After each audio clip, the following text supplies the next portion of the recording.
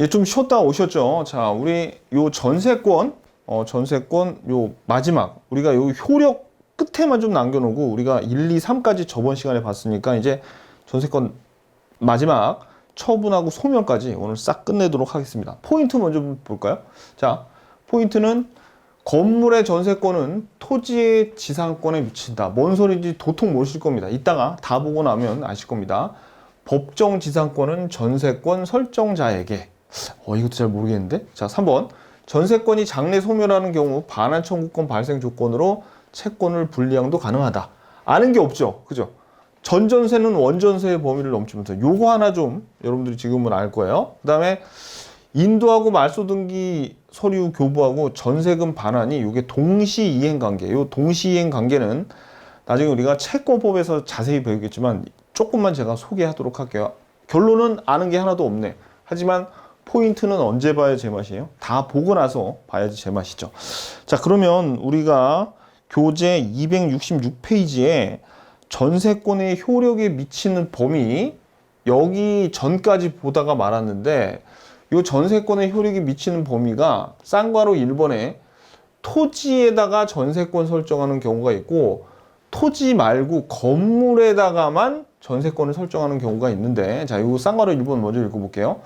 토지가 전세권이 목적인 때에는 특별히 문제될 것이 없대요. 그 토지에 종물이 있는 경우에는 종물에도 그 효력이 미친다. 이게 무슨 얘기냐? 여기 어떤 토지가 있을 때 토지의 전세권을 설정한다. 그럼 이 전세권이 이 토지에 붙어있던 어떤 종물에도 영향을 미친다면 이게 무슨 얘기냐면 이 종물은 전세권자가 그냥 사용 수익해도 되고 그 다음에 나중에 전세권자가 경매를 하게 되더라도 이 종물도 같이 경매로 넘어간다는 얘기예요. 그래서 그 효력이 종물에도 미친다는 얘기인데 별로 안 중요합니다. 이거 이제 나중에 저당권 가서 되게 중요한 거고요. 그 다음에는 건물에 대해서만 전세권을 설정한 경우는 뭐가 있냐면 이런 겁니다. 이건 무슨 얘기냐? 이거는 여기 토지가 있어요. 토지가 있고 여기 위에 건물이 있는데 이 토지에는 전세권을 설정 안 하고 이 건물에다가만 전세권을 설정한 경우, 이제 그 경우에 대해서 한번 살펴보겠습니다. 근데 여러분들 이걸 알아야 돼. 여기에다가 건물을 지으려면 요 건물을 짓기 위해서 지상권이나 임차권이 있어야지 건물을 짓거나 아니면 여기 소유권이 있어도 집을 지을 수가 있어요. 그러니까 그러니까 이게 무슨 얘기냐면, 자, 우리가 건물을 지으려 그럴 때 우리가 알고 있는 거는 이 토지의 소유자 있죠. 소유권이 있는 경우에 건물을 당연히 지을 수 있잖아요. 근데 소유권뿐만 아니라 지상권이나 또는 임차권이 있더라도 이 지상권자나 임차권자가 건물, 즉 남의 토지 위에 건물을 지을 수 있다는 얘기입니다. 그 얘기를 이제부터 할 거예요. 자, 이제 한번 볼까요? 자, 그러면 보세요. 지금 토지가 있어요. 토지가. 그런데 보세요. 요 토지의 소유자가 A였는데 A가 B한테 건물을 지으라고 지상권이나 임차권을 설정해 줬대요. 그럼 여기선 그냥 우리가 지상권으로 보자고요. 그러면 등기가 어떻게 되냐면 요건 토지 등기부인데 토지 등기부에 소유권자는 A로 되어 있고 지상권자는 B로 되어 있을 거 아닙니까? 그죠? 이렇게 되어 있는 상태예요. 그럼 이제 B는 A한테 건물을 짓기 위해서 지상권을 설정했으니까 건물을 지었어요. 그래서 B가 건물을 지으면 이번에는 요 건물에 대한 등기가 나오겠네요. 그럼 건물에 대한 소유권자는 누가 되냐면 여기 B, 토지의 지상권자이면서 건물의 소유자인 B가 되는 거죠. 그랬을 때 이 B가 요 건물에다가 전세권 또는 저당권인데 다 되는데 우리는 지금 전세권을 보니까 전세권을 보자고요. 전세권을 C한테 설정해 줬으면 요 전세권 C는 건물의 전세권이죠. 건물 등기부에 이렇게 올라가 있을 거 아닙니까? 그죠? 자, 그러면 보세요. 이 전세권자 C가 요 건물에서 살려면 이 건물을 세울 수 있게 되는 권리인 지상권과 임차권도 어떻게 돼요? 요 건물하고 영향을 서로 미칠 거 아닙니까? 자, 그래서 어떤 일이 벌어지냐면 이런 일이 벌어지는 거예요. 여기에 있는 요 전세권의 효력은 요 비록 등기는 어디에만 돼 있지만 건물에 되어 있지만 이 건물에 설정된 전세권의 효력은 어디까지 미치게 되냐면 이 건물을 세울 수 있게 해준 권리인 지상권과 임차권 있죠? 여기에 있는 요 지상권에까지 뭐가 미친다는 거예요. 요 전세권의 효력이 미쳐요. 따라서 어떤 일이 발생하냐면 이 B가 자기의 지상권을 포기하거나 또는 지상권이나 임차권이 소멸되는 거는 이 전세권의 효력이 지상권까지 미치기 때문에 요 전세권자의 승낙을 받아야 돼요. 따라서 뭐가 있냐면 C의 승낙 없이, 즉 누구? 건물 전세권자의 승낙 없이는 지상권을 소멸시키거나 포기할 수 있다 없다? 없다. 여기에 얘기하는 지상권은 요 토지에 있는 거. 그죠? 여기에 있는 요 C의 승낙이 없다는 거, 요 C는 건물 전세권자를 얘기하는 거예요. 아셨죠? 그래서 누가 누군지 잘 봐야 돼요. 이 그림을 여러분들 잘 보셔야 된다고. 토지를 얘기하는지 건물을 얘기하는지. 자, 그럼 우리 교재 한번 볼게요.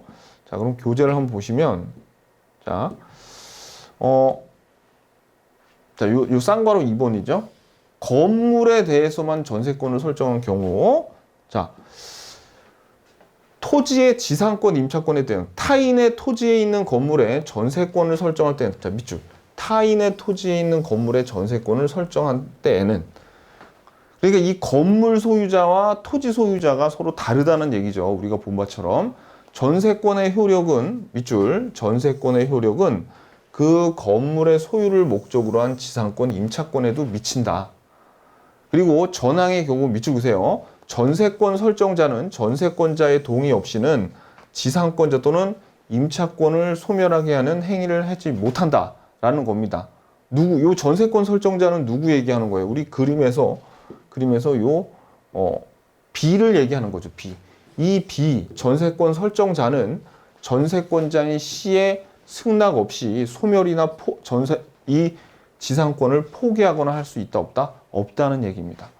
잘 보셔야 돼. 잘 보셔야 돼. 그래서 전세권자의 동의 없이, 그래서 누가 누군지 사람만 알면은 이거 읽는데 그렇게 큰 부담이 없습니다, 여러분들. 자, 그 다음에 동그라미 2번 법정지상권이에요. 법정지상권. 요 법정지상권은 요거는 어디가 포인트냐면 여기가 포인트예요. 법정지상권이 누구한테 넘어가냐면 요 전세권 설정자 앞으로 법정 저당권이 취득되는 건데, 시험에는 요 자리에 자꾸 전세권자라고 해요. 이게 틀려요. 제가 전세권자라고 해놨죠? 아니에요. 전세권 설정자. 요거만 여러분들이 아시면 됩니다. 그럼 한번 볼까요? 어떤 내용인지. 자, 그러면 이 얘기는 이거예요. 자, 지금 요 A 토지에 A가 건물 지었죠. 지금 현재 어때요? 요 A와 B가 서로 동일한 소유자였다가 법정지상권이 어떻게 되는 겁니까? 여기에서 A가 B한테 요 건물에 전세권 설정해 줬어요. 건물에. 그런 다음에 토지 소유자가 A에서 C로 바뀌어서, 그럼 이제 토지 소유자와 건물 소유자가 서로 바뀐 거죠. 처음에는 같았다가 서로 달라졌죠. 그런 경우가 어떻게 돼요? 법정지상권을 취득하잖아요. 그때 법정지상권을 취득하는 거는 당연히 전세권자가 아니라 건물 주인인 누구예요? 건물 소유자인 A인 전세권 설정자가 법정지상권을 취득하는 거죠. 그럼 시험에는 어떻게 나오느냐? 이런 경우에 전세권자가 법정지상권을 취득한다 그러면 X다. 그거를 주의하시란 말입니다. 아셨죠? 시험에 잘 나와요. 난이도가 있는 편이라 여러분들이 잘 속습니다. 그럼 볼까요? 읽어볼게요, 이제. 자, 대지와 건물이 동일한 소유자에 속한 경우에 건물의 전세권을 설정했어요. 그 대지 소유권의 특별 승계인은, 자, 밑줄. 그 대지 소유권의 특별 승계인은 전세권 설정자에 대하여 지상권을 설정한 것으로 본다라는 겁니다. 요거 대지 소유권의 특별 승계인은 전세권 설정자. 여기서 이 전세권 설정자가 누구예요? 처음에 A였죠. 그죠? 그래서 지상권을 설정한 것으로 요 대지권의 특별 승계인이 토지를 샀던 C 얘기하는 거죠. 그죠? C. B가 아니라는 얘기. 전세권자 B는 아니다. 전세권자 A라는 얘기입니다. 우리가 방금 전에 봤던 그림에서 법정 지상권을 취득하는 자는 전세권자가 아니라 전세권 설정자인 건물 소유자이다. 다시 밑줄. 요거 똑같은 얘기인데 반복해서 하나 중에서 더 적어놨어요. 법정 지상권이 성립된 경우 대지 소유자는 타인에게 그 대지를 임대하거나 이를 목적으로 한 지상권 또는 전세 왜 못하겠어? 그죠? 법정 지상권이 설정돼 있으니까 지상권이 있는데 다른 용익물권을 설정할 수 없잖아요. 왜? 용익물권끼리는 서로 중복해서는 안 되니까. 거기에 대한 내용입니다. 오케이, 됐어요. 자, 그 다음에 266페이지 하단부 전세권의 처분을 좀 볼게요. 전세권의 처분. 전세권은 물권이기 때문에 처분이 자유롭죠. 자, 근데 이거 밑줄 그으세요. 이게 중요해. 전세권의 처분은 당사자가 설정행위로서 그 처분을 금지하는 특약을 유효로 할 수 있다. 밑줄. 근데 이 특약은 무조건 뭐가 돼? 등기돼야지 제3자에게 주장할 수 있어요. 이거 조심해야 돼. 요거 CF 뭐랑 비교해야 돼? 지상권은 안 돼. 지상권은 요 처분 금지 특약 무효라 그랬죠. 근데 전세권은 가능하다. 요거 비교해서 알아두시고요. 그 다음에 넘기셔서 267페이지 볼게요. 267페이지. 전세권의 양도는 이게 어떻게 나오는 거냐면 전세권의 이전 등기로 나타나는 거예요. 전세권을 다른 사람에게 파는 거예요. 자, 그러면 요 내용이 자, 보시면 전세권 양도를 볼게요. 처음에 어떤 부동산이 있을 때 요 토지라 그래요. 토지 소유자죠. 이게 소유자예요. 소유자이면서 저당권 설정자가 B한테 저당권 설정해 준 거죠. 전세금이 A한테 줬겠고, 그런 다음에 이 B가 C한테 전세권을 양도해 주는 겁니다. 혹은 전세권을 이전해 주는 거예요. 그러면은 그때는 우리가 뭐라고 부르냐면 B를 전세권의 양도인 C를 전세권의 양수인이라고 부르는 겁니다. 아시죠? 이거 사람 이름 잘 알아놔야 돼요. 처음에 전세권 설정할 때 요 소유자가 전세권 설정자고 B는 전세권자인데, 요 전세권자가 전세권을 이전해주면 전세권자 이퀄 전세권 양도인이고, 요 전세권을 양도받은 사람은 전세권의 양수인이라고 하는 거예요. 양수인. 자, 그런데 우리가 그러면 봐봐요. 등기를 하면 어떻게 나오냐면 처음에 B 앞으로 을구에 등기됐다가 부기 등기로 전세권 이전 등기를 C 앞으로 하는 겁니다. 이런 형태로 등기가 되게 돼 있어요. 자, 그러면 여기서 포인트는 뭐냐면요. 시험에 잘 나오는 게 원래는 이 전세권자가 A한테 받을 전세권 반환 채권이 있죠? 전세권 반환 채권하고 전세권하고 따로 분리해서 양도할 수가 없어요. 즉 뭐냐면 전세권과 반환 채권은 수반성 때문에 같이 이전해야지 요게 정상이거든요. 근데 예외적으로 장래에 전세권 소멸을 한다는 조건 하에 요 전세권 반환 채권을 따로 조건부로 따로 양도했어요. 그러니까 어떤 단어가 들어야 되겠냐면 장래라는 말하고 전세권 소멸이란 말하고 조건부 요거 들어가면 따로 양도 가능해. 뭐하고? 요 전세권하고 전세권 반환 채권하고 따로 양도가 가능하다는 얘기예요. 무슨 얘기냐면 이런 얘기죠. B는 계속 그냥 여기에 전세권이 있으니까 살고 반환 채권, 돈 받을 권리만 다른 사람한테 줄 수 있다. 이게 무슨 뜻이냐면 자, 이런 얘기입니다. 자, 봐봐요, 여러분들. 이거는 여기 지금 A가 있어요. A가 있고 요게 B가 있는데 2억의 전세금을 줬고 전세권을 설정해 줬습니다. 근데 C라는 사람이 있는데 요 C가 B한테 2억을 빌려줬어요. 근데 이 C가 B한테 야, 너 내 2억 내놔 라고 했더니 B가 전세권 설정을 2년 맺었는데 지금 이제 1년이 지난 상태, 1년이 지났어. 그러면 이 B가 이렇게 할 수 있다는 거예요. 저기요, 제가 요 전세권이 만료가 되려면 1년이 남았거든요. 그럼 1년 후에 요 전세권이 소멸되면 여기에 대한 전세금 반환 채권이 있어요. 그래서 요게 소멸됐을 때 이 채권을 드릴게요. 그러니까 소멸됐을 때 조건부로 요 전세금 반환 채권을 누구한테 이전해 줄 수 있다는 얘기. C한테 이전해 줄 수 있어. 그럼 나머지 1년 동안 B는 여기에서 그냥 전세권을 누리면서 사용 수익할 수 있다는 얘기죠. 그러면 요 전세권과 채권, 반환 채권이 서로 분리돼서 양도가 되는 형태죠. 그렇기 때문에 이런 경우에는 어떻게 된다? 장래 전세권 소멸. 그러니까 요 말이 들어요. 장래 전세권 소멸 조건부. 요런 경우에는 따로 양도가 가능하다. 뭐가? 전세권 반환 채권을. 시험에 엄청 잘 나옵니다, 요거. 자, 그럼 다시 볼게요, 교재. 자, 그래서 교재를 보시면 쌍괄호 3번에 전세금 반환 채권의 분리 양도. 원칙도 알아두셔야 돼요. 원칙은 전세금 반환 채권과 분리해서 양도하는 것은 허용되지 않아요. 전세권과 전세금 반환 채권은. 그런데 예외 별표 너무너무 중요해요. 자, 전세권이 존속하는 한은 전세권과 분리해서 전세금 반환 채권을 양도했었다. 미축. 다만 장래 전세권이 소멸하는 경우, 장래 동그라미, 전세권 소멸 동그라미, 전세금 반환 청구권이 발생한다는 것을 조건 동그라미, 그 장래의 조건부 채권을 양도할 수 있을 뿐이다. 반드시 알아두세요. 시험에 엄청 잘 나옵니다, 이거. 오케이, 됐어요.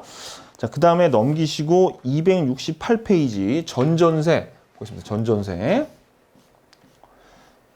자, 그 다음에 요 보면은 전세권을 목적으로 하는 저당권 설정. 근데 요거를 못 보네. 넘기지 마시고 267페이지 2번 전세권을 목적으로 하는 저당권 설정은 뭐예요? 요거는 전세권자가 요 전세권을 담보로 해서 저당권자한테 돈 빌려준 거예요. 자, 무슨 뜻이냐? 볼게요. 요거는 자, 전세권을 목적으로 하는 저당권 설정. 봐봐요. 지금 A가 B한테 예를 들어서 2억의 전세금을 받고 전세권 설정해 줬어요. 그럼 이 A는 요 부동산의 소유자이면서 전세권자이기도 하겠죠. 그러면 요 B가 2억을 A한테 빌려주고 나서 자기가 돈이 없어서 요 전세권을 담보로 해서 저당권을 설정하고 돈을 빌리고 싶어. 그래가지고 C한테 저당권 설정해주고 자기는 돈을 2억을 빌리는 겁니다. 2억을.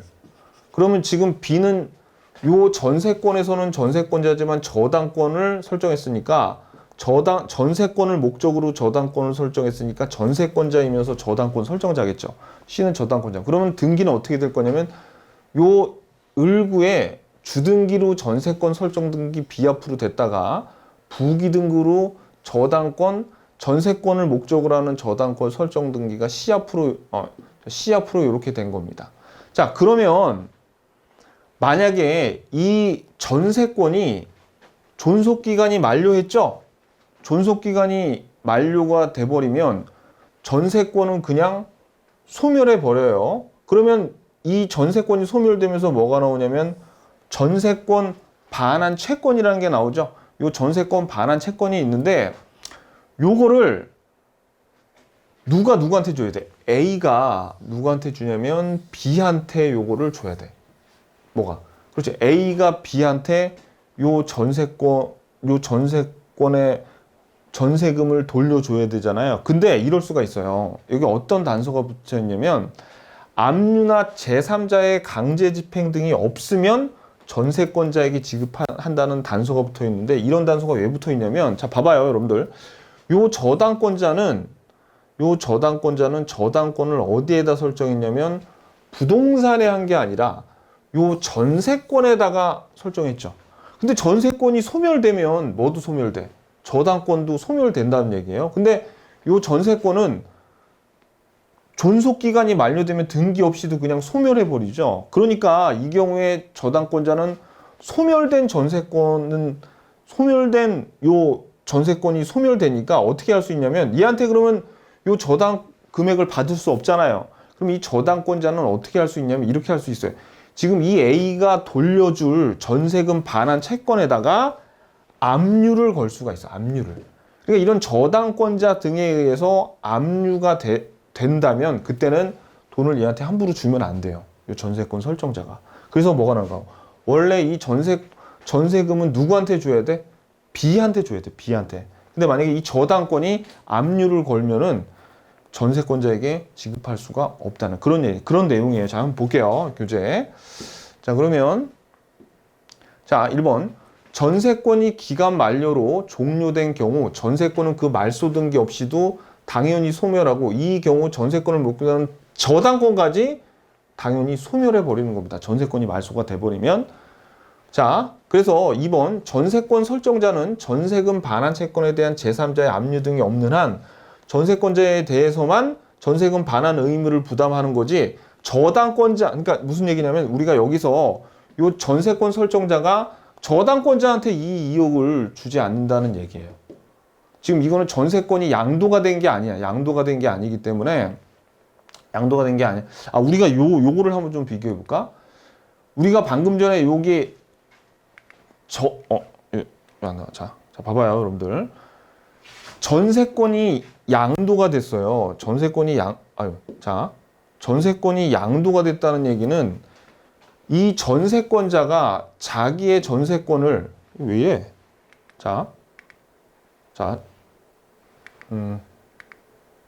그렇지. 여기에서는 전세권자가 자기의 전세권을 C한테 판 거죠. 그런 경우에 전세 기간 끝나죠. 그러면 이 경우에는 전세금을 전세권 설정자가 전세권 양수인한테 돌려줘요. 왜? 모든 권리를 B가 C한테 팔았죠.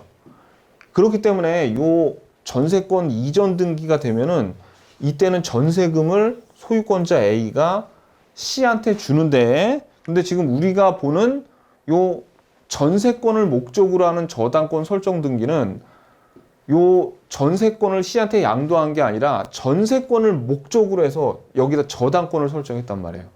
그래서 존속기간이 만료가 돼서 전세권이 소멸되면 요거를 목적으로 하는 저당권도 어떻게 소멸돼 버린 전세권을 목적으로 하는 거. 그래서 전세금을 누구한테 돌려주는 거예요? C한테 주는 게 아니라 전세금을 B한테 돌려줘요. 자, 그 얘기입니다. 자, 그래서 전세금 반환 채권에 대한 C의 압류 등이 없는 한 전세권에 대해서 전세금 의무를 반환한다. 그래서 전세권의 담보 제공은 전세권을 목적으로 한 저당권의 설정만을 의미한다. 이 경우 저당권자는 피담보 채권의 변제기 후에 전세권 자체를 경매 신청하여 저당권을 신청한다. 자, 이 경우에 요건 무슨 얘기냐면 3번은 만약에 지금 존속기간이 2년이에요. 존속기간이 2년이고 저당권자가 저당권 설정할 때 요 변제 기간을 1년으로 줬어요. 근데 1년이 지나도 돈을 안 갚아. 그럼 전세권은 아직 2년이니까 남아있죠. 이 경우에는 요 저당권자가 경매를 신청하는데 요것도 잘 보셔야 돼요.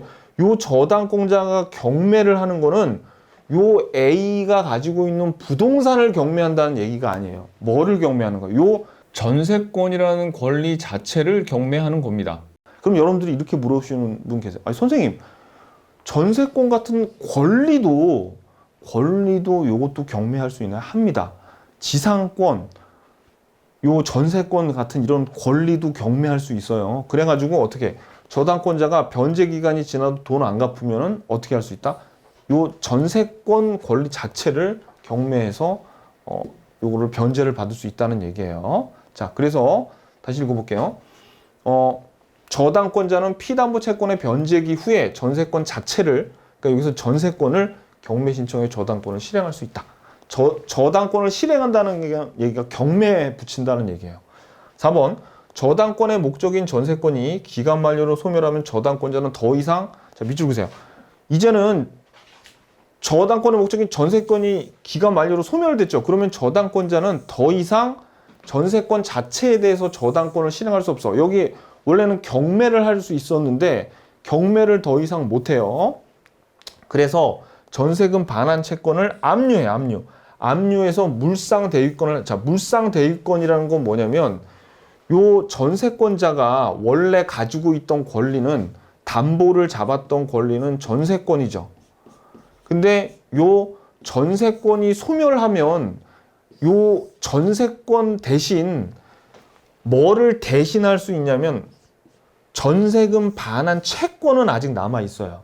그러니까 요 물상 대위란 게 원래 있던 담보를 대신한다는 의미입니다. 그러면 전세권 권리 자체가 아니라 뭐를 전세금 반환 채권에다가 압류를 하는 물상 대위권을 행사할 수 있다는 얘기예요. 이거 조금 까다롭죠. 자, 다시 볼게요. 무슨 얘기냐면, 자, 이제 정리를 해볼게요. 첫 번째, 지금 전세권자가 전세 예를 들어서 2억을 이렇게 해줬어요. 그리고 전세권 설정을 해줬어.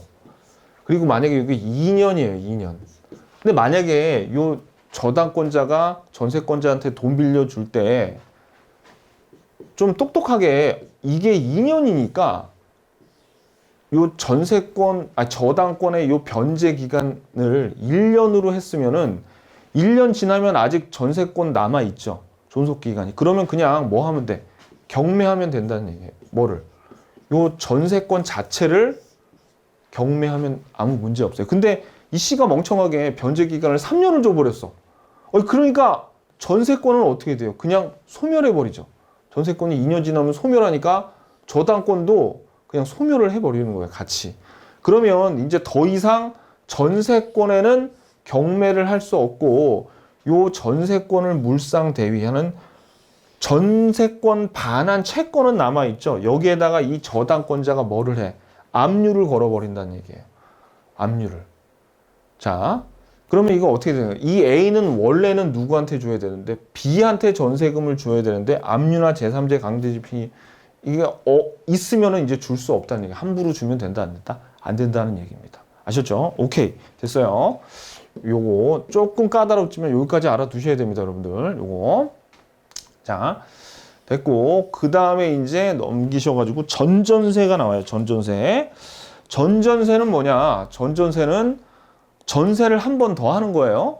무슨 얘기냐면, 자, 예를 들어서 우리가 A가 B한테 전세권 설정했는데 전세금 2억에 2년 계약 맺었어요. 그러면 우리가 전전세하고 비교하기 위해서 전세를 원전세라고 그냥 부릅니다. 그러면 보세요. 이 B는 자기가 여기에서 살다가 C한테 내가 이 건물에서 다른 데로 빨리 이사를 가야 돼서 C한테 전세를 또 줄 수 있어요. 그걸 우리가 뭐라 그러면 전전세라 그래요. 그러니까 이 전전세랑 비교하기 위해서 원래의 전세를 우리가 원전세로 부릅니다.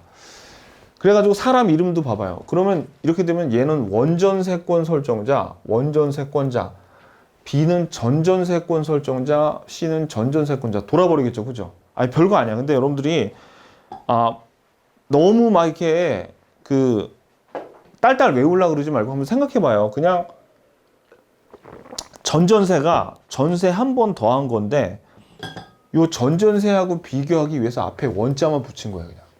그러면 원은 그냥 원래 전세권 설정자와 전세권자를 의미하는 겁니다. 자, 그러면 자 보세요. 일단 요 전전세는 그럼 부기등기로 이렇게 하게 돼 있어요. 부기등기로. 자, 그러면 보세요. 여기에 조심하셔야 될 게 원전세의 범위는 그러니까 전전세의 범위는 원전세의 범위를 초과할 수 없어요. 예를 들어서 2년 2억이었는데 여기에서 3년 1억 이렇게 안 돼요. 그럼 1년 3억 이렇게 전세금 안 돼. 이 범위 안에 포함이 돼야 됩니다. 자, 그래서 보세요.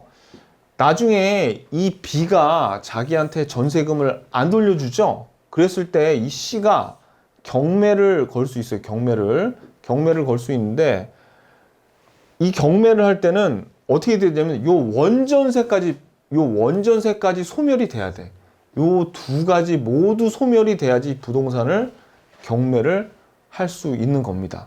그리고 전세금 반환을 A는 당연히 누구한테 해야 돼? B한테 하는 거지 C한테 주는 게 아니에요. 아시죠? 전세금 반환은 A가 B한테 주고 C의 전전세금은 누가? B가 C한테 돌려주는 구조로 되어 있습니다. A가 C한테 주는 게 아니에요. 자, 근데 여기서 이제 하나 조심하셔야 될 건 뭐가 있냐면 원전세권자는 무과실책이에요. 무과실책. 그러니까 누구냐면 요 B의 과실이 굉장히 심한데 무슨 얘기냐면 이겁니다. 요게 좀 특이한 건데 웬만하면 전전세 주지 말라는 거예요. 즉 원전세권자는 무과실책임이라는 게 누가 B가 무과실책임을 지는 건데 이런 겁니다. 예를 들어서 건물이 있어요. 여기 건물이 있는데 전전세를 안 준 상태에서 만약에 여기 지진이 나서 멸실됐죠? 그럼 이거는 B가 책임 안 져도 돼요. 만약에 전전세가 설정이 안 됐으면. 그런데 만약에 전전세를 준 상태에서 지진이 나서 멸실되죠? 그러면 이 지진은 B 잘못이 아니잖아요. 그래도 어떻게 과실이 없다 하더라도 이 경우엔 누가 전전세를 줬으면 원전세권자인 B가 책임을 져야 됩니다. 그러니까 다시 한번 말씀드리지만 우리 법에서는 웬만하면 전전세 주지 말라라고 이런 규정을 둔 겁니다. 요 전전세는 그냥 한번 읽어보면 돼요. 전전세는 제3자에게 다시 전세권 설정한다. 전전세의 경우 주인과 원전세권, 원전세 그리고 전세권자의 전세 이중의 전세가 그러니까 전세권이 두 개가 설정되어 있는 거죠. 전전세의 요건은 여기도 마찬가지예요. 전전세금 즉 전세금이 지급돼야지 이것도 요건이에요. 요 밑줄 원전세권자의 동의는 안 받아도 돼요. 근데 이거 조심하셔야 될 게 우리가 임대차에서 전대 있죠. 전대는 요 임대인의 동의를 받아야 돼요. 임대인의 동의를 받아요. 이런 차이가 있습니다.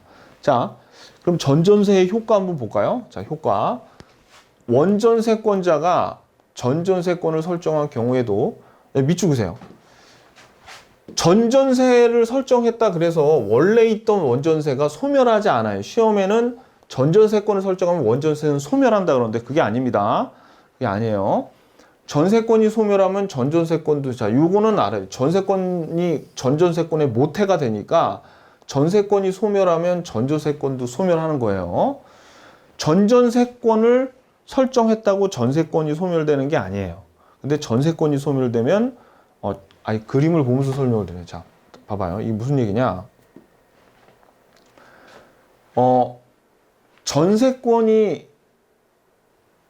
전전세권을 B가 C한테 줬다 하더라도 요 전세권이 소멸되는 거는 아니다. 요 얘기고요. 그 다음 문장은 뭐였냐면 요 원래 전세권이 소멸되면 전전세권도 같이 소멸된다는 얘기입니다. 방금 전에 우리가 읽었던 거. 몇 번?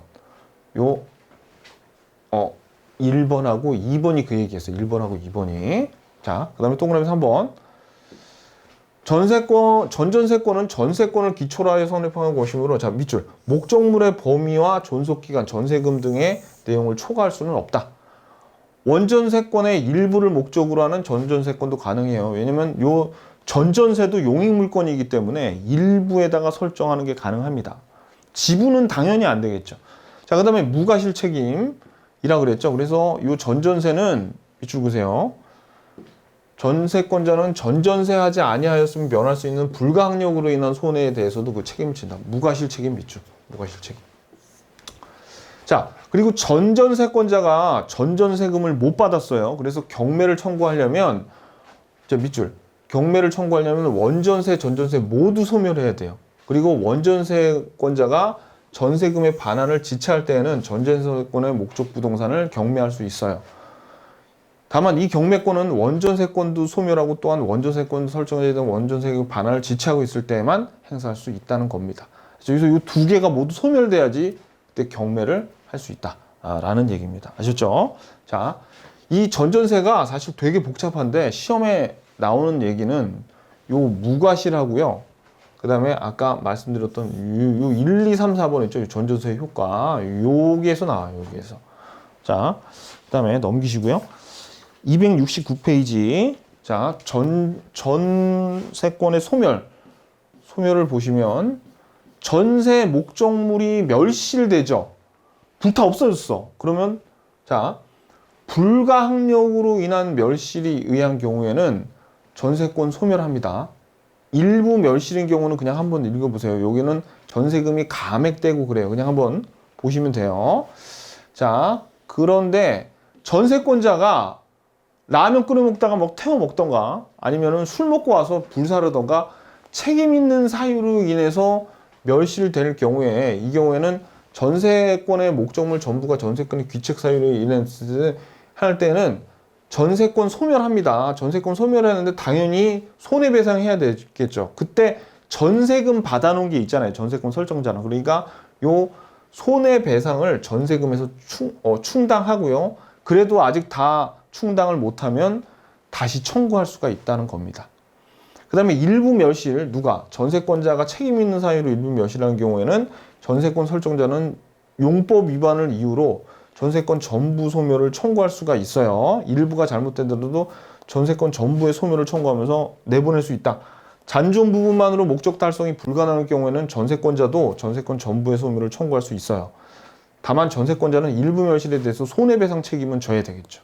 이런 내용 그냥 한번, 여기는 어려운 게 없어요. 그냥 한번 읽어보시면 됩니다. 자, 넘기시고 270페이지도 뭐 그냥 한번 여러분들이 읽어보시면 그렇게 어려운 내용은 없어요. 한번 여러분들이 보시고요.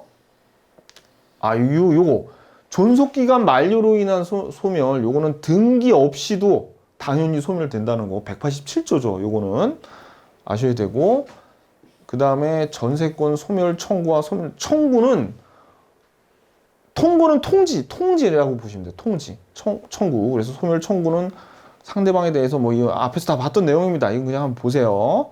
보시고 그 다음에 4번 넘기셔가지고, 자, 전세권 소멸의 효과. 여기서는 좀 나올 게 있죠. 자, 한번 볼까요? 자, 전세권 소멸의 효과.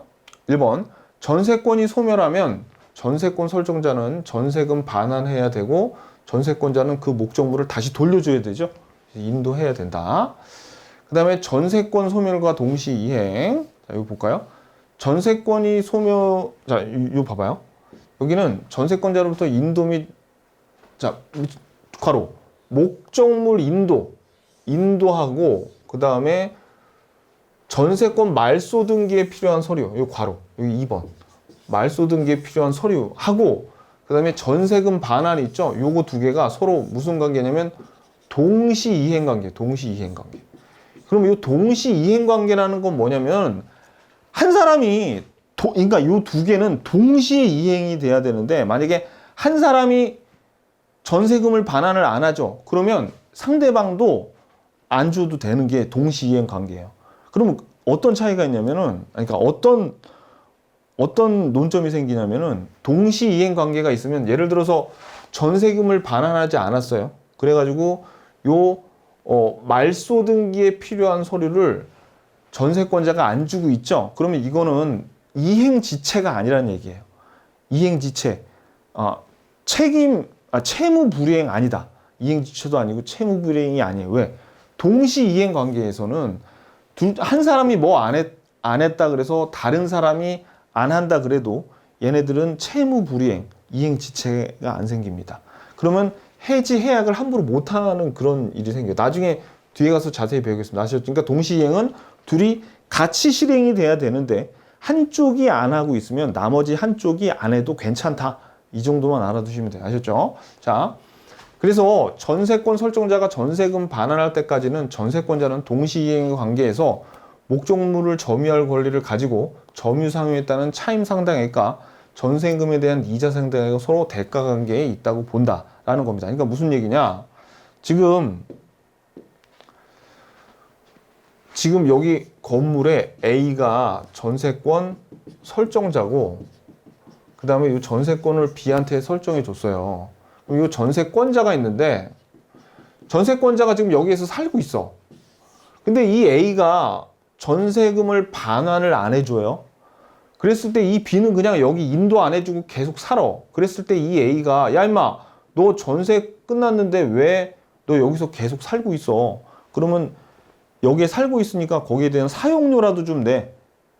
라고 하니까 뭐라고 하냐면, 야, 그러면 네가 전세금을 안 돌려줬잖아. 이 전세금을 은행에 있을 텐데 여기에 나오는 이자나 내가 지금 여기서 살고 있는 사용료나 거의 똑같은 걸로 치니까 나는 너한테 줄 필요 없다라는 얘기입니다. 아시죠? 이 이자 상당액과 차임 상당액이 서로 같은 거라고 보는 거예요. 그다음에 3번.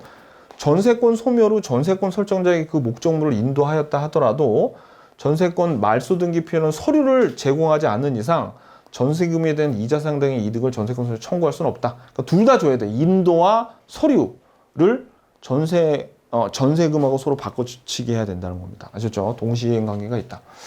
그 다음에 5번 경매 신청권과 우선 변제권 있다 그랬죠. 요게 있는데 전세권 설정자가 전세금 반환을 지체할 때는 전세권자는 해야 된다. 후순위 권리자가 기타세금도 우선 변제를 받을 권리가 있어요. 자, 그리고 전세권자가 경매 청구하려면 요거 밑줄 그어요. 요거 밑줄 그어야 돼. 요거 뭐냐면 전세권자가 경매를 청구하려면 전세권 설정자에 대해서 요 이행을 제공해서 전세권 설정자는 이행 지체에 빠뜨려야지 경매를 청구할 수 있어요. 이행 지체. 자, 이거 무슨 얘기냐면 요 A가 B하고 얘가 지금 좀 큰 됐을까? 자, 보세요, 여러분들.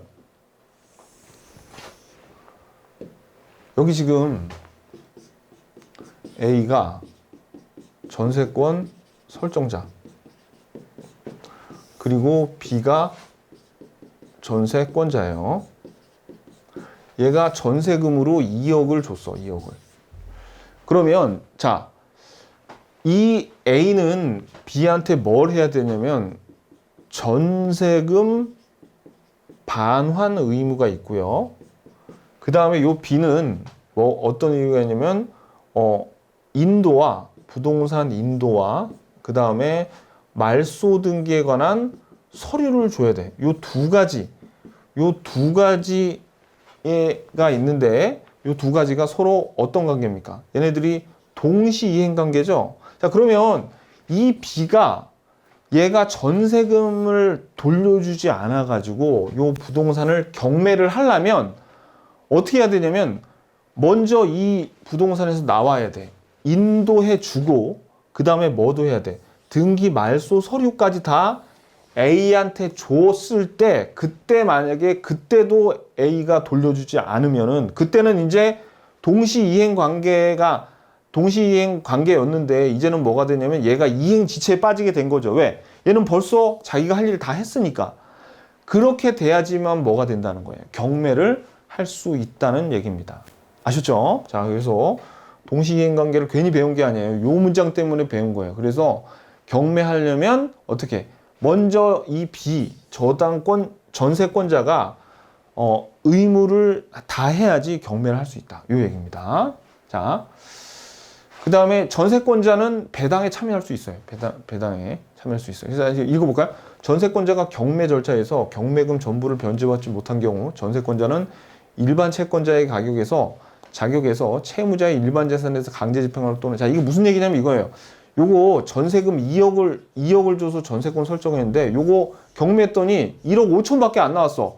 그러면 2억을 다 충당 못 하죠. 그러면 이 5천만 원은 그냥 얘가 못 받는 게 아니라 A의 다른 재산이 있으면 거기에다가 또 가압류 같은 거 걸어가지고 돈 받을 수 있다는 얘기입니다. 여기서 요걸 다 충당 못했다 그래서 끝나는 게 아니란 얘기야. 더 받을 수 있다라는 얘기입니다. 오케이. 자, 그다음에 넘기시고 자 272페이지 우선 변제 순위를 볼게요. 그러면 일단 전세권자는 누구보다 우선한다고 그랬어요. 이 물권자가 아닌 일반 채권자에 대해서 우선한다 그랬죠. 그 다음에 2번 전세권과 저당권이 경합하는 경우에는 그 등기의 선유에 따라서 자, 이 전세권과 저당권 같이 물건끼리는 서로 어떻게 해야 되냐면 그 등기의 순위에 따라서 우선순위가 정해져요. 자, 근데 이 3번이 중요해요. 3번이. 이번에는 어떤 경우냐면 이거는 부동산 일부의 전세권을 설정했어요. 부동산 일부의 전세권 설정. 그때 경매 청구의 범위와 우선 변제권 행사의 범위는 자, 이거 어떻게 되는지 이거 잘 볼게요. 요거는 뭐냐면요. 이런 겁니다. 예를 들어서 우리가 연립주택 같은 게 있어요. 연립주택. 그럼 연립주택이 요게 몇 개가 되냐면 6가구가 살 수 있어요. 6가구. 근데 요거를 구분 등기를 하잖아요. 이거 여러분들 구분 건물에 대해서 뭐 공법 시간이나 등기법에 배워야 되는데, 구분 건물을 하면 요거 하나하나가 다 구분 등기를 하면 하나하나가 다 부동산이야.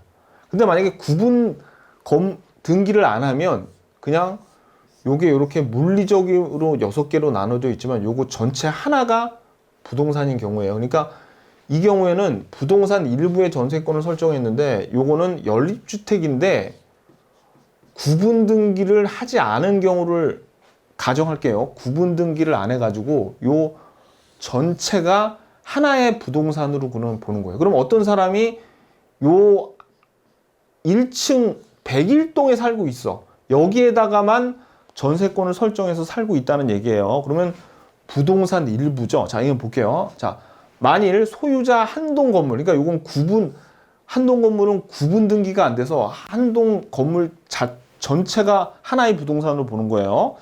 일부에, 즉 여섯 가구로 구성되어 있는 한 동 건물의 일부에 전세권을 설정한 경우 그 일부에 대해서 경매 신청을 하고자 할 때는 밑줄 보세요. 그 부분에 대해서 분할 등기한 후에 해야 돼.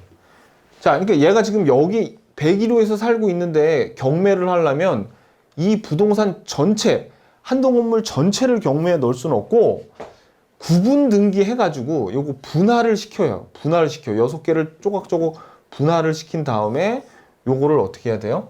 분할 등기한 다음에 그 다음에는 경매를 할 수 있더라. 요 얘기입니다. 이것도 돼요. 어떤 토지가 있을 때 토지의 일부만 여기에다가 전세권 설정했어요. 그러면 이 토지 전체를 경매할 수는 없고 어떻게? 요거를 분할한 다음에 요 부분만 어떻게? 요 부분만 경매할 수 있다. 요 얘기입니다.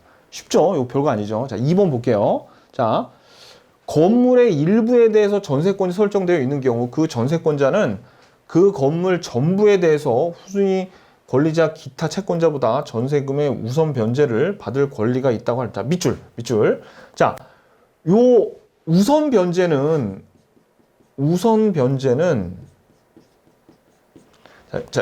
자, 봐봐요. 건물의 일부에 대해서 전세권이 설정되어 있는 경우 그 전세권자는 그 건물 전부 동그라미 전부에 대해서 후순위 권리자보다 우선 변제를 받을 권리가 있다고 할 것이다. 무슨 얘기냐? 보세요. 얘가 지금 이건 무슨 얘기냐면 요거는 요대로 한번 해볼게요. 여기 큰 토지가 있었어요. 토지가 있었는데 이 A라는 애가 여기에다가 요 일부분에 전세권을 설정했습니다. 그런데 B라는 애가 나와가지고 이 전부에다가 저당권을 설정했어요. 그럼 등기는 어떻게 돼 있을 거냐면 이렇게 돼 있을 겁니다. 등기는 지금 1번 전세권 일부 설정이 돼 있겠죠. 전세권 일부 설정 A 앞으로 돼 있고 후순위자가 저당권 설정돼 있는데 이 저당권은 요 부동산 전부에 다 돼 있어요. 전부 다 돼 있어. B 앞으로. 근데 이 저당권자가 이 A가 돈 안 갚으니까 어떻게 되는 거예요? 요 부동산 전체를 경매를 걸어버렸어요. 이 A는 경매 전체를 걸 수는 없죠. 왜? 얘는 일부밖에 안 됐으니까 요 일부를 분할해서 경매를 할 수 있는데 B 같은 경우에는 이 전부에다가 저당권을 설정했으니까 요 B는 어떻게 해요? 경매를 걸 수 있단 말이에요. 그런 경우에는 이 A가 누구보다 B보다 우선 변제를 받을 수 있어요. 비록 일부에만 설정했지만 우선 변제를 받는 경우에는 후순위 이 건물 전부에 있는 애보다 이 A가 우선 변제를 받을 수 있다라는 얘기입니다. 그래서 자, 그 전세권자는 그 건물 전부에 대해서 후순위 권리자 기타 채권자보다 전세금의 우선 변제를 받을 권리가 있는데 자, 그 다음이 중요해요. 전세권의 목적물이 아닌 나머지 부분 건물에 대해서는 경매 신청권은 없다는 겁니다. 그러니까 나머지는 경매 신청할 수 있다 없다? 없다는 얘기죠. 그죠? 자, 그리고 볼게요. 계속 3번 전세권의 목적이 된 부분이 구조상 또는 이용상 독립성이 없어서 독립한 소유권의 객체를 분할할 수가 없어서 그 부분만의 경매 신청이 불가능하다고 해도 전세권자는 전세권 목적이 된 부분을 초과하여 건물 전무의 경매를 신청할 수 없다 그랬죠. 그래서 어떻게 하라 그랬어요? 이용상 독립성이 없어가지고 분할할 수가 없어서 그 부분만의 경매 신청이 불가능하면 어떻게? 전세권자는 전세권의 목적이 된 부분을 초과하여 건물 전부를 청구할 수는 없다 그랬어요. 그러니까 아까 그 구분 건물에서 요 일부분을 분할한 다음에 요거를 경매를 할 수 있는데 요거 전부를 경매할 수는 없다는 얘기예요. 구분 등기가 안 돼가지고 요거 전부를 다 할 수는 없다. 계속 그 얘기 나오죠. 그러니까 자 다시 요 동그라미 2번도 전세권의 목적물이 아닌 나머지 건물 부분에 대해서는 경매 신청권 없다. 그죠? 그 다음에 전세권이 목적이 된 부분에서 요것도 전세권의 목적이 된 부분을 초과하여 건물 전부의 경매를 신청할 수 없어요. 그러니까 자기가 있는 그 부분만 전세권 등기가 되어 있는 그 부분만 등기할 수 있지 나머지 부분은 할 수 없다는 겁니다. 하려면 분할해서 해야 돼. 아셨죠? 오케이. 됐습니다. 자, 그 다음에 쌍괄호 4번. 전세권과 저당권의 경합에서 자, 요거는 저당권에서도 나오는데 지금 미리 해볼게요. 전세권이 먼저 설정이 되고 그 후에 저당권이 설정된 경우는 이건 뭐냐면요. 봐봐요. 그러니까 등기가 어떻게 되어 있냐면 1번이 전세권 설정 A 앞으로 돼 있고 2번이 저당권 설정 B를 됐어요. 근데 만약에 이 전세권자 A가 경매를 신청하죠. 경매를 신청한 경우에는 이 A는 우선 변제, 배당받고 이 저당권자보다 먼저 배당받고 이 저당권도 배당받고 그냥 다 소멸돼요. 경매가 진행되면 일단 저당권은 다 소멸하는 겁니다. 다 소멸돼. 그런데 이번에는 경매를 누가 신청했냐면 이 저당권자가 신청했죠. 저당권자가 신청했을 때 이 전세권자는 선택을 할 수가 있어요. 첫 번째는 경매를 받아서 배당 요구를 할 수가 있어요. 배당 요구를 하면은 이 전세권자는 배당금 받고 그냥 전세권은 소멸하는 거예요. 근데 배당 요구를 안 하면 그냥 저당권보다 앞서 있는 이 전세권은 그냥 계속 존속하게 되는 겁니다. 자, 읽어볼게요. 저당권자가 경매를 신청하면 전세권자의 배당 요구가 없는 한 전세권은 존속한다. 근데 만약에 배당 요구하면 배당받고 사라지는 거죠. 그죠? 자, 2번. 근데 이번에는 동그라미 2번은 이거예요. 1번 저당권이 먼저 설정되고 2번 전세권 설정되면 그냥 이 경우에는 전세권자든 저당권자든 아무나 경매 신청하면 전세권은 그냥 사라집니다. 뭐 받고? 그치? 배당 받고 그냥 사라지는 거예요. 자, 볼게요. 저당권이 먼저 설정되고 그 후 전세권이 설정된 경우에는 저당권자나 전세권자 어느 쪽이 경매를 신청하던지 간에 설정 등기의 순위에 따라 배당받고 양자 모두 양쪽 다 소멸한다. 그러니까 저당권은 무조건 경매가 일어나면 소멸해요. 근데 전세권은 저당권의 후순위에 있다 그러면 얘는 무조건 소멸합니다. 배당받고. 근데 만약에 저당권보다 선순위에 있는 경우에 이 경우에는 자기가 선택할 수가 있어요. 어떻게? 배당을 받고 사라지던가 아니면은 그냥 계속 살던가 요렇게 할 수가 있다는 얘기입니다. 오케이, 됐어요. 자, 그러면 핵심 체크 273페이지 1번입니다. 전세 목적물의 인도는 전세권의 성립 요건 아니야. 전세금이 성립 요건이죠. 2번 채권담보의 목적으로 전세권을 설정하는 것은 허용되지 않는다. 허용됩니다. 이거 이것도 틀렸네요. 자, 3번 전세금은 반드시 현실적으로 수수되어야 한다. 아니죠. 현실적으로 수수되지 않아도 되고 기존 채권으로 가름해도 된다. 4번 존속기간이 만료된 전세권도 담보물권으로서 그 피담보 채권인 전세금 반환 채권과 함께 양도할 수 있다. 요거 하나 알아두세요. 요거 제가 수업 시간에 안 한 것 같은데 존속기간이 만료되면 전세권 사용 수익할 수 있는 권능은 소멸돼요. 그런데 요 전세권도 그 전세금 반환 채권이 남아있기 때문에 그냥 마치 저당권과 같이 양도할 수가 있습니다. 이거 맞습니다. 5번 건물 전세권의 최단 존속 구간은 2년이 아니라 1년이죠. 1년. 그래서 틀렸습니다. 틀렸고요. 그 다음에 6번 동일인의 소유에 속하는 대지와 건물 중 건물의 전세권이 설정된 경우 대지 소유권의 특별 승계인은 전세권자에 대해서 지상권을 설정했습니다. 요 문제 뭐예요? 처음에 어떻게 해요? A와 A 건물 소유자가 같았다가 여기 대지 소유권의 특별 승계인이란 말이 나오면 이거는 그냥 A가 C한테 내지는 B한테 요거 건물을 팔았다는 얘기예요.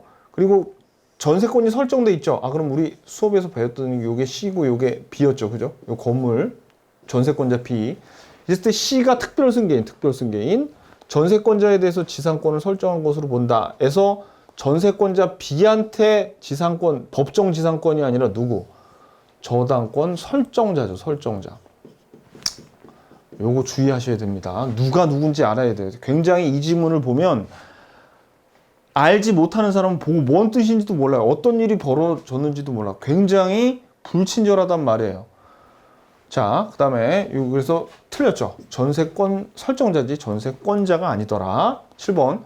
전세권의 목적인 전세권이 기간 만료로 소멸하면 저당권자는 더 이상 전세권 자체에 대해서 저당권을 실행할 수 없고 전세금 반환 채권, 그죠? 반환 채권에 대해서 물상 대위권을 행사해야 된다. 맞습니다. 7번이 맞습니다. 오케이. 자, 그러면 오늘 우리가 전세권에 대해서 2시간에 걸쳐서 알아봤는데 아직 끝나지 않았죠. 뭘 해야지 끝나는 겁니까? 그죠?